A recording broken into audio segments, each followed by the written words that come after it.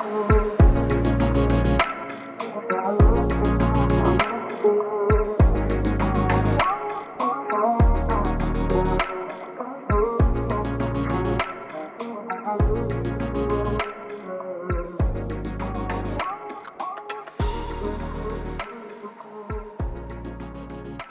right.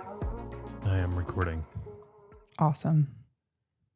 It's good to be back with you. Likewise. Did you have anything joyful happen this week? Busy week. So it went by really quickly. I am happy to be busy, but I am also being spread just a little bit thin.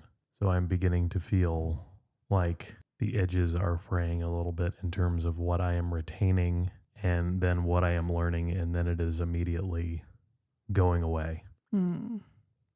So it's literally the proverbial drinking from a fire hose, and not all of it lands, but I think it's enough that I am learning what I need to learn in order to push things at my job forward. But yeah, being busy is good. That would be the big key takeaway, because we get to Friday this week real quick. Good. I'm glad that it's a good thing. You're learning a lot about AI, it sounds like. Yeah. Yep. And boy, even since we had our conversation on that some weeks ago, it's kind of incredible how much that has changed even since that original conversation. Yeah. It seems like there's always something to learn. Well, Quickly learn, and it's not like there's always somebody in front of you telling you about all of the new and additional features for any of the different AI related interfaces. But I've been mainly working out of Copilot and Google Notebook, and found some great uses for both of them, but they're two very different tools, even though they fundamentally operate in a similar fashion. Yeah, it's like I'm trying to wrestle with what to use or when to use which tool with what thing I'm trying to accomplish. Yeah. And Google just it feels like, as far as like the AI is concerned, with general, practical, useful pieces of what it is very far ahead of Copilot, even though Copilot is integrated into all of the Microsoft 365 stuff, like Excel and Outlook and Teams and so on and so forth. Google now has the ability for you to feed sources from the internet into a notebook. So if you think of a notebook and the way that you have a blank notebook, you start writing notes in it, and then it becomes a collection of thoughts and other things that you might add to it. It's no different here. The difference is that you're adding either copied and pasted text, YouTube videos, PDFs, any number of files, any different types of files. And then Google has the ability to really quickly break it down into any variety of ways, such as FAQs, executive summaries, even little quizzes like question and answer quizzes to study with if you wanted to share with somebody else. And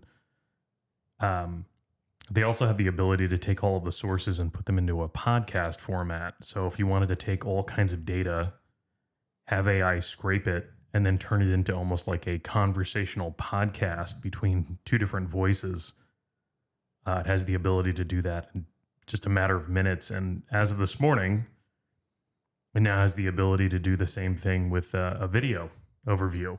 Oh, wow. So it is, the video overview was not there earlier this week. Maybe I was oblivious to it, but it does look like it just appeared as part of the suite of different studio items that Google Notebook has. So I don't remember seeing it either. We are playing around with using Google Notebook for our podcast today. It seems like a very easy way to share information. Yeah, where we load our sources each on our own, and then we can kind of go through the same notebook together. It's neat. Also just a little bit scary. It is. And the way that it organizes things, I'm like, I didn't think of things that way, and I feel a little sad. Yep. It is nothing if not moving fast. So So a little bit about the joys and sorrows of AI. pretty wild stuff. So again, that's been a lot of my last 2 to 3 weeks. Has just been kind of embracing this stuff. It's interesting to me because I think I mentioned this last time, but from my perspective, somebody can hand you like a cool device or a cool new thing, and until you really sit down and actually kind of practically use it, at least in my case, it's really difficult for me to wrap my head around. So Jess and I were chatting, and the easiest way for me to learn this and really embrace what it does is just doing just this, like adding different sources to it and kind of exploring it for like a practical reason, like the podcast. Yeah. So, and it's interesting to do. I'm also learning a little bit about myself too, because when you first told me about it, I'm like, I can't do this. I can't use this. This is too complicated. I don't ever want to learn. And then had a little conversation with myself separately. And I was like, in the past, when you get overwhelmed by something, give it a day. Come back to it again another day. And I did for this podcast, came back to it another day, and I was like, I want to figure that thing out because I don't want to be, even if the tool's not for me, I don't want to be behind the 8 ball. Yeah. I'd like to at least have a summary sort of, I know what people are talking about. I know what people are using.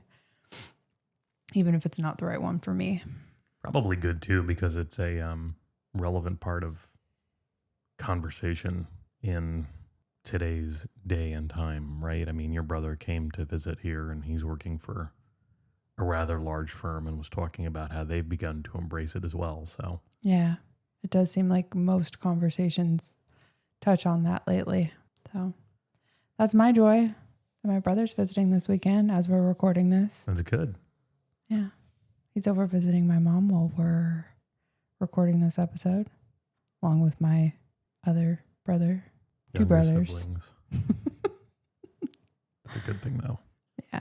So we are at August 30th at the time of recording this. And we're recording on a Saturday. We are right on the cusp of September 2025, which is just flying by. It is quickly sifting through the hourglass. It is. And I think we've done 1 or 2 episodes where we talk about the theme of the month in the Catholic Church before, but I really did want to touch on September's theme because it has a lot of meaning and has been helpful to me personally. And the theme in the Catholic Church this month is Our Lady of Sorrows. Wait, we didn't say who we were. I'm Ryan. I'm Jessie. And we are something about Catholics. That's right. You know that if you listened last week, and the week before that, and the week before that, and the week before that. But if you haven't, welcome. That's who we are. So, in the Catholic faith, September is the month of Our Lady of Sorrows. The purpose of this is to honor the suffering Mary endured throughout her life and her profound faith. This month's prominent feast days are the Nativity of the Blessed Virgin Mary on September the 8th, the Exaltation of the Holy Cross on September the 14th, the Feast of Our Lady of Sorrows itself on September 15th. So one right after the other. Yep. And then the overall theme for the month is Our Lady of Sorrows. To deepen your faith in the Catholic Church, you can focus on this devotion by praying the Seven Sorrows Rosary, meditating on Mary's pain and her faithfulness to God's plan. And it's interesting if you pull the thread on that a little bit, just because, again, just thinking about September more broadly, I think most of my life, September is kind of the first month of really being back in school. People go back to school in August, in elementary school and middle school and high school. So it's somber for a whole other reason. Right. And that's typically, I think, what people are fixated on. But when we think about it from a Catholic perspective, thinking of September through the lens of Our Lady of Sorrows, it is really a time to reflect on how Mary's heart was pierced by the sufferings of everything that happened to Jesus. Yes. And so I think definitely a little bit more poignant than focusing on the sorrow of going back to school. Just a little bit. Definitely. Just a little bit. Maybe you could put them together somehow as you're experiencing your school sorrows. I'm trying to use our notebook because I was trying to go to what exactly the 7 sorrows are. I can tell you that. Sure. So the 7 sorrows include the prophecy of Simeon, which is Luke verse 2, 25 through 35. The flight into Egypt, which is Matthew 2, verse 13 through 15. The loss of the child Jesus for 3 days, which is Luke 2, verses 41 through 50. Mary meets Jesus on his way to Calvary, which is Luke verse 23, 27 through 31. And John 19, verse 17. Crucifixion and death of Jesus, John 19, 25 through 30.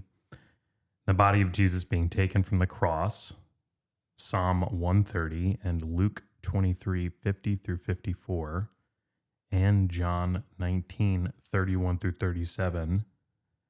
And finally, the burial of Jesus, which is in Isaiah 53, verse 8, Luke 23, verses 50 through 56, John 19, 38 through 42, and Mark 15, 40 through 47. And so, just real briefly to go through those, the prophecy of Simeon is when Mary learns at the presentation that Jesus will face suffering. The flight into Egypt is the fleeing of King Herod's wrath to protect the baby Jesus. The loss of Jesus in the temple are the 3 days of panic when Jesus went missing. His parents found him in the temple. Meeting Jesus on the way to Calvary is when Mary saw her son carrying the cross when he was had been tortured and was condemned to death. The crucifixion obviously follows that, standing at the foot of the cross where Jesus dies. And then number 6 is taking Jesus down from the cross, holding her son's lifeless body, represented in the famous statue, the Pieta. And then lastly, the burial of Jesus, laying him in the tomb and basically having to say goodbye. So those are the different sorrows. They are. Just you to can give also a brief play. description of each. You did do a good job with that, an explanation of each one. I just had the verses that were attached to each. And you can also play. You can also pray them in a chaplet version where you meditate on each of those 7 sorrows, and in between each one, say 7 Hail Marys. It's a little bit longer version of, or I guess longer looking than the rosary, but a similar thought process with the beads. Learning AI is difficult to go back and forth. Sorry, maybe not AI, but learning this notebook to go back and forth. The devotion of the 7 Sorrows Rosary, where we're meditating on the pains of Jesus through the eyes of Mary, dates back to the 14th century as Mary, Our Lady of Sorrows, appeared to Saint Bridget of Sweden and revealed this rosary prayer to her. Saint Bridget of Sweden, who lived from 1303 to 1373, from childhood, the Lord granted her special graces, visions, and an extraordinary understanding of divine mysteries. At age 7, she had a vision of the crucified Jesus and all the suffering and sorrow of his passion, which enkindled within her a deep devotion to our Savior. St. Bridget's visions became more frequent and intense, her astonishing revelations documented carefully by her confessors filled several volumes. In fact, St. Bridget was his voice in her visions that dictated her to found a new religious order. She founded the Order of the Most Holy Savior, or Brigittines. She also exerted her influence in the cause of the church's reform in the courts, episcopal palaces, the abbeys, and even the Holy See. She was canonized in 1391 by Pope Boniface IX. It was for her practical works of charity that she was canonized and not for her revelations. I think some other things that are kind of interesting about her is that I didn't realize that she had 8 children. Mm-hmm. And she was considered a mystic. Did one of her children become a saint or 2? I don't know. One of her children was Saint Catherine of Sweden. Her writings, all dictated in Swedish, obviously, but were translated into Latin and became medieval bestsellers. Mm. She also lived in Rome and was a big proponent for church reform and charity. She's now considered a co-patroness of Europe. So I didn't know that she had so many children. I think it also said like 2 of them passed away in infancy. I understand that happened a lot in the early times, but also experienced many of her own sorrows. I think she was married to a prince too. No, I didn't know that. Let's see if I can find that part. She was married in 1316 at the young age of 13 to 18-year-old Ulf Gudmarsson, the Swedish prince of Nercia. Nercia? I don't know how to pronounce that. The 2 joined the Third Order of St. Francis and dedicated their resources to building a hospital and caring for the needs of the poor. Ulf served on the council of the King of Sweden, Magnus Eriksson, and the king asked Bridget to be a lady in waiting for his wife, Queen Blanche of Namur. Oh yeah, it says of her 8 children, 2 died in infancy, another 2 died in the Crusades. 2 of their surviving children were married. The other 2 joined religious life. One of them became a saint, Saint Catherine of Sweden. Saint Pope John Paul II chose her as one of the 3 co-patronesses of Europe. Interestingly enough, it sounds like her feast day is actually July 23rd. September has enough about the other things. I guess so. So one of the things from many of the volumes that were written by her confessors, Our Lady said to her, I look around at all who are on earth to see if by chance there are any who pity me and meditate upon my sorrows. And I find that there are very few. Therefore, my daughter, though I am forgotten by many, at least do you not forget me. Consider my anguish and imitate as far as you can my grief. And then there are 7 promises that were attached to the practice of praying the 7 sorrows, the chaplet of the 7 sorrows. So Our Lady of Sorrows revealed these promises to Saint Bridget of Sweden. There are 7 of them. The first one is, I will grant peace to their families. They will be enlightened about divine mysteries. I will console them in their pains, and I will accompany them in their work. I will give them as much as they ask for, as long as it does not oppose the adorable will of my divine Son or the sanctification of their souls. I will defend them in their spiritual battles with the infernal enemy, and I will protect them at every instant of their lives. I will visibly help them at the moment of their death. They will see the face of their mother. The last one, I have obtained this grace from my divine Son, that those who propagate this devotion to my tears and the sorrows will be taken directly from this earthly life to eternal happiness, since all their sins will be forgiven and my Son will be their eternal consolation and joy. So have you ever prayed the Chaplet of 7 Sorrows? I don't know that I have. It's okay. I just personally find it comforting. I don't know that it's ever spoken to me. Why is it comforting to you?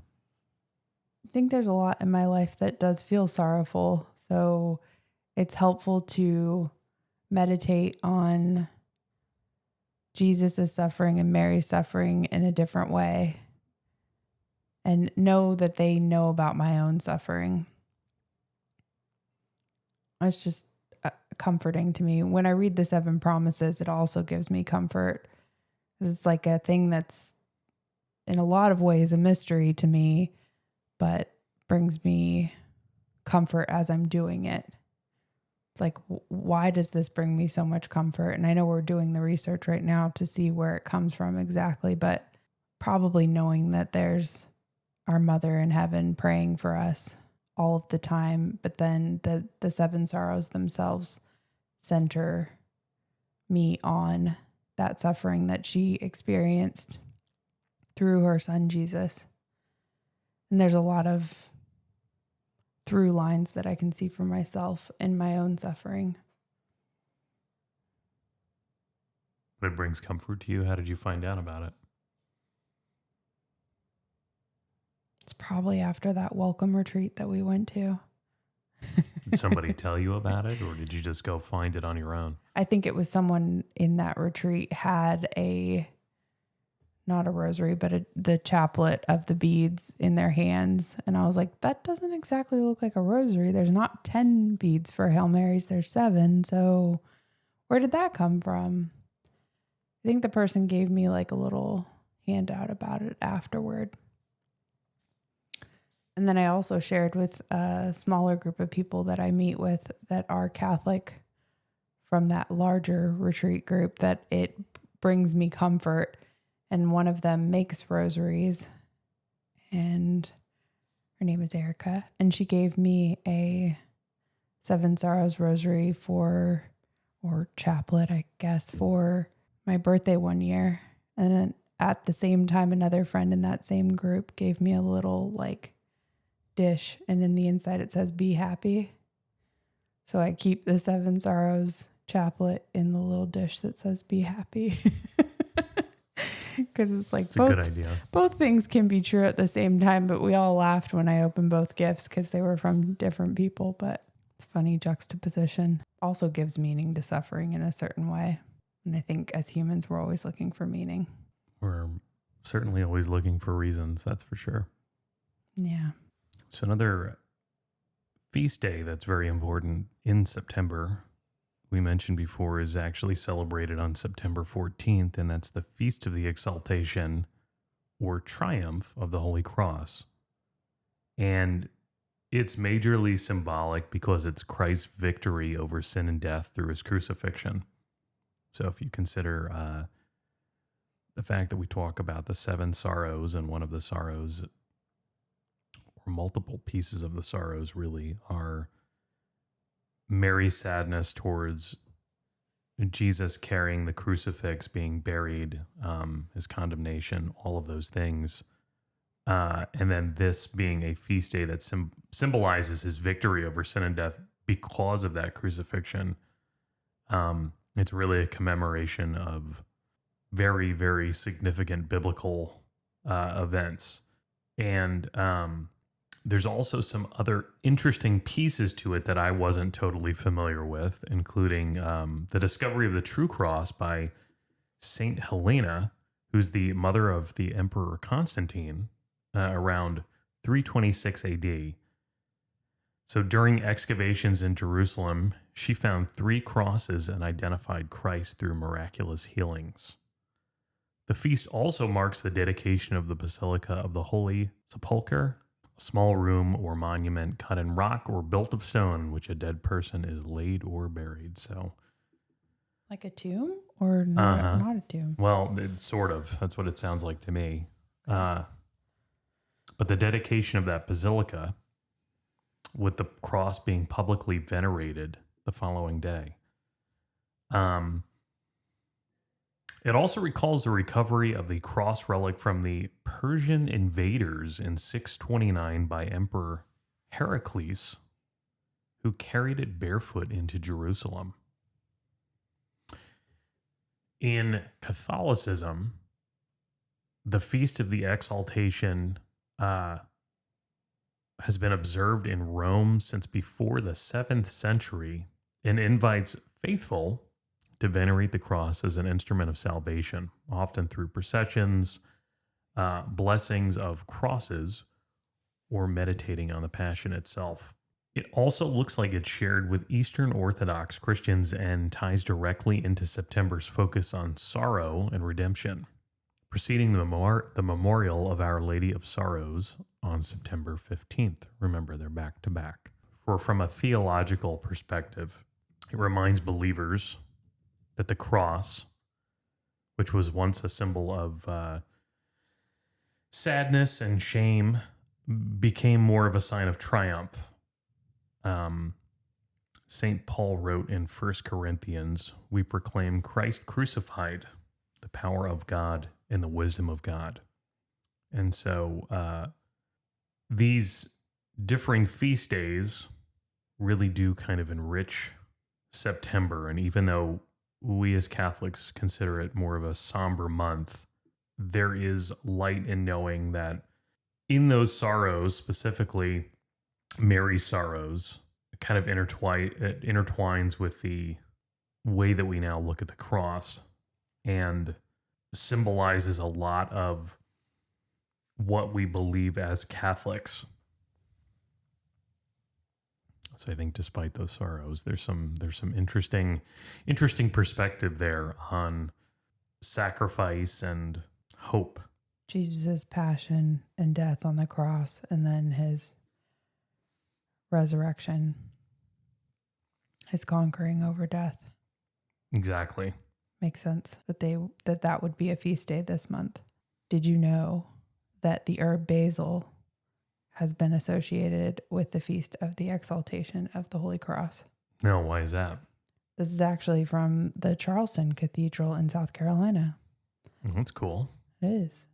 The herb basil has long been associated with the feast of the exaltation of the Holy Cross. The word basil is related to basilos. I'm so bad at all these pronunciations. From the Greek word for king. According to the liturgical legend, the Empress Saint Helena found the location of the true cross by digging for it under a colony of basil. Basil plants were reputed to have sprung up at the foot of the cross, where fell the precious blood of Christ and the tears of the Mother of Sorrows. A sprig of basil was said to have been found growing from the wood of the true cross on the feast of the exaltation of the Holy Cross. It is customary in the East to rest the Holy Cross on a bed of basil before presenting it to the veneration of the faithful. Also from the practice in some areas, strewing branches of basil before church communion rails, it became known as Holy Communion plant. Blessed basil leaf can be arranged in a bouquet at the foot of the crucifix. The dried leaves can also be used by the faithful as a sacramental. And the church is advertising that you can bring your sprigs of basil to be blessed the weekend of the 12th and 13th in September and place it on the table provided by the altar. Can have your basil blessed before you take it home for dinner. It's pretty neat. Didn't know about that relation or that legend. Have it in your Capri salad. Maybe that's a way to celebrate on the 14th or 15th if you're celebrating the Feast of the Holy Cross. I like that about our faith, that you can hold both the sadness and the joy at the same time. I think a lot of times society wants you to be one or the other. I would agree. That's all I got. That's it? That's it. All right.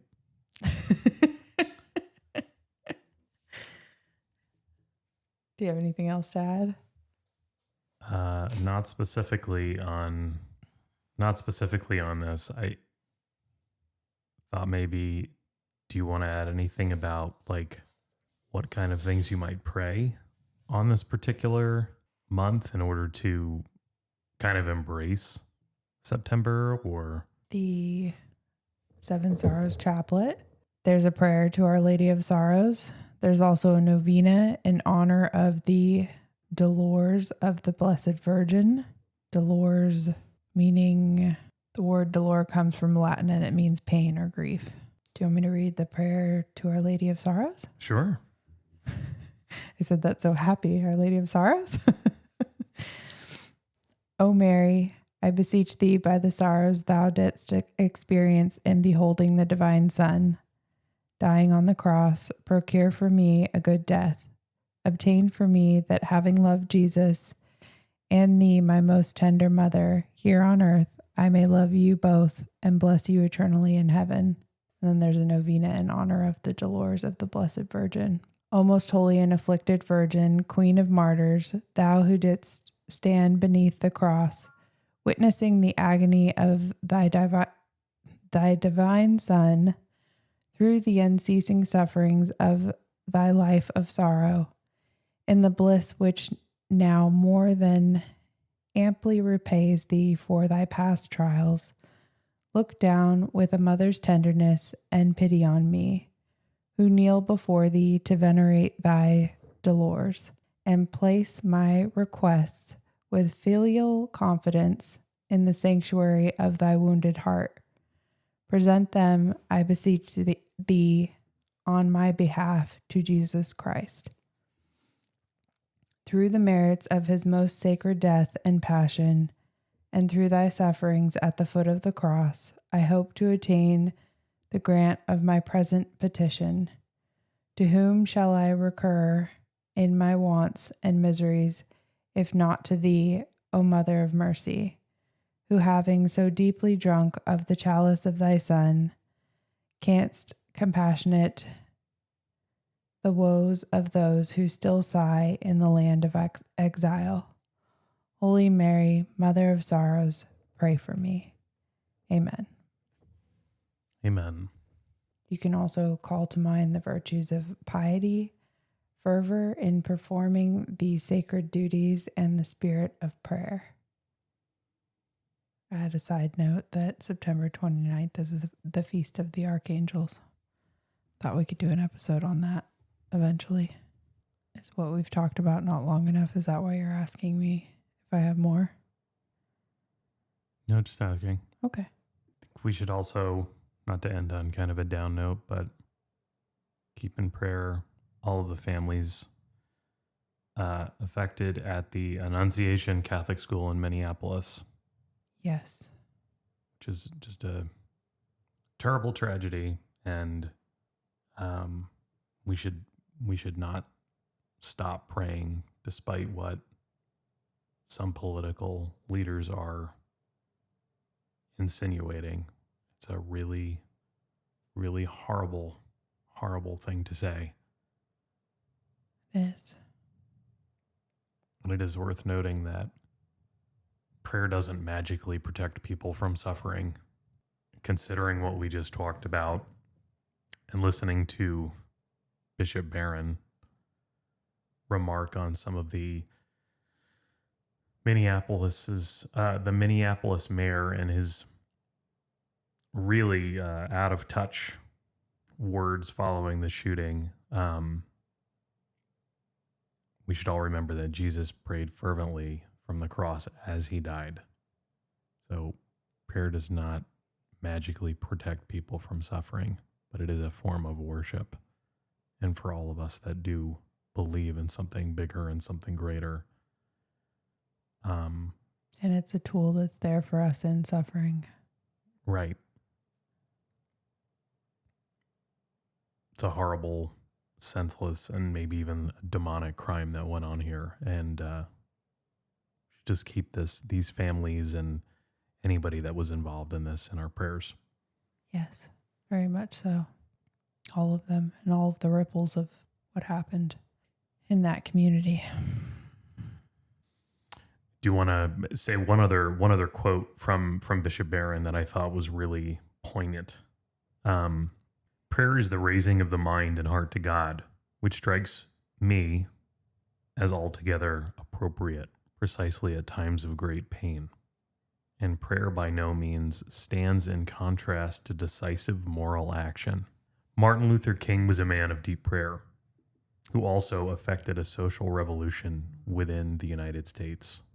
This is not an either-or proposition. And we'll leave it with that. It's a good way to leave it. Amen. Amen.